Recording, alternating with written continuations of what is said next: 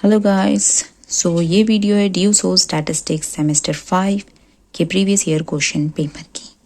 And मैं video नहीं डाल पाई, इसके लिए सॉरी, बिकॉज मैं खुद बिजी थी पढ़ने में। सो पहले आते हैं क्वेश्चन नंबर 1 पर। ठीक है, question number 1 A first part and second, ये है इसका सॉल्यूशन।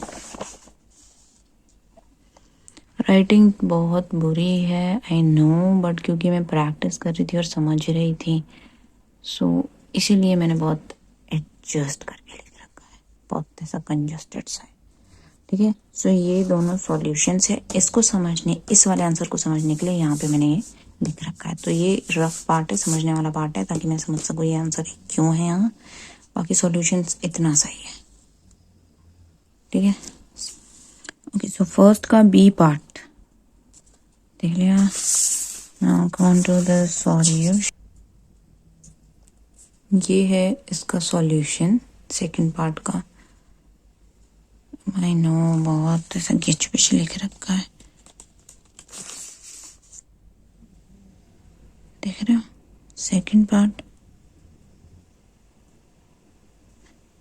एक्चुअली ये जो पार्ट है ना, कुछ पार्ट इसमें एक्स्ट्रा है बुक्स के, मैच कर लेना PYQ का कौन सा है, फोर्थ। ठीक है, ये जो है मैंने अपने समझने के लिए लिख रखा है। सॉल्यूशन यहाँ पे एंड हो चुका है। ठीक है, फोर्थ पार्ट सी का सॉल्यूशन। ठीक है, स्टार्ट होता है यहाँ से, उसके बाद यहाँ। ठीक है, जो पहले बाकी ये मैंने अपने समझने के लिए लिखा है, देख लेना अगर आपको भी समझ आ जाए तो। दूसरा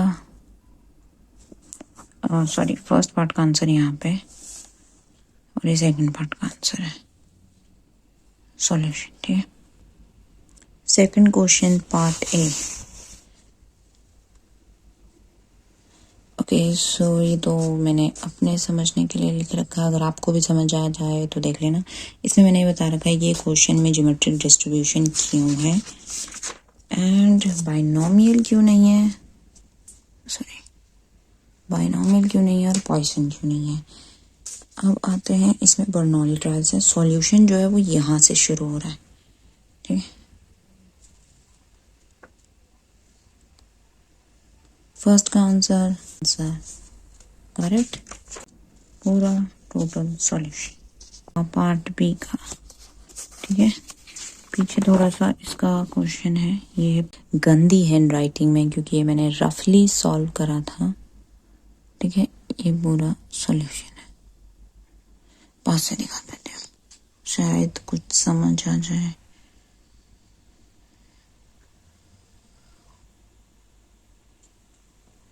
करेक्ट आंसर है और ये सारे। ठीक है, ये 16.38 है, 272.298 and it is 3.3536। C part C क्या सॉल्यूशन पे, सी का सॉल्यूशन बहुत बड़ा है, देख रहे हो। अब मैं पास से दिखा रही हूँ। तो सबसे पहले हमने चेक कर लिया, हाँ भाई ये स्टैंडर्ड ज्योमेट्रिक डिस्ट्रीब्यूशन है। P और Q का पता लगाया, फिर इसका MGF निकाला, मोमेंट जनरेटिंग फंक्शन। और अब हमारे पास MGF ही आया है, यहाँ पे सॉल्व नहीं होता इसलिए इसको A लिया।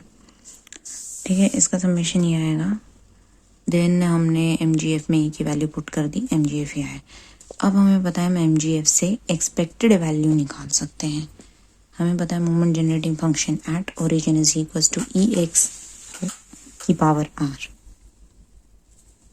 EX आएगा, एक बार अगर हम डेरिवेटिव कर दें MGF को तो EX आ जाएगा। EX 2 है, करेक्ट है। अब VX पता लगाना, इसके लिए क्या चाहिए, EX तो निकाल रखा है, ये VX का फॉर्मूला होता है, EX स्क्वायर चाहिए, expected value of X square.